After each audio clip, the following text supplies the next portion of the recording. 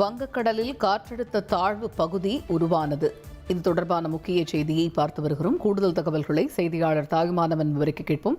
தாய்மானவன், இந்த வங்கக்கடலில் குறைந்த காற்றழுத்த தாழ்வு பகுதி உருவாகி இருக்கக்கூடிய சூழலில் இது எப்பொழுது தாழ்வு மண்டலமாக தீவிரமடையும்? இது பற்றி வானிலை ஆய்வு மையம் வெளியிட்டிருக்கக்கூடிய செய்திக்குறிப்பு என்ன?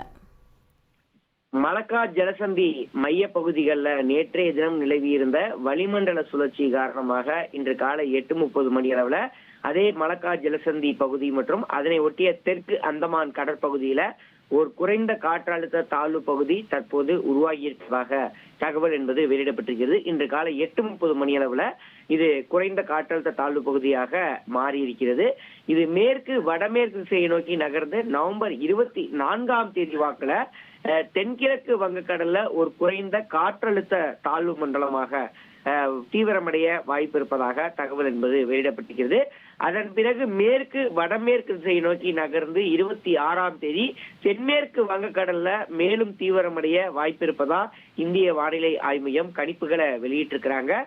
தென்மேற்கு வங்கக்கடல் பகுதியில 26ஆம் தேதி வாக்குல இது தீவிரமடையக்கூடிய பட்சத்துல அடுத்தடுத்த நாட்கள்ல இதனுடைய தாக்கம் எவ்வாறாக இருக்கும், ஆழ்ந்த காற்றழுத்த தாழ்வு மண்டலம் அதன் பிறகாக புயலாக வலுப்பெறுமா என்பது போன்ற நிகழ்வுகள் எல்லாம் இந்த காற்றழுத்த தாழ்வு பகுதியுடைய நகர்வுகளை பொறுத்து இருக்கும் என கணிக்கப்பட்டிருக்கிறது.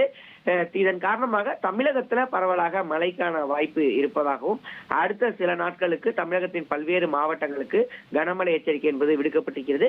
இதன் மூலம் வடகிழக்கு பருவமழை தமிழகத்துல மீண்டும் தீவிரமடைந்திருக்கிறது. தகவல்களுக்கு நன்றி தாய்மானவன்.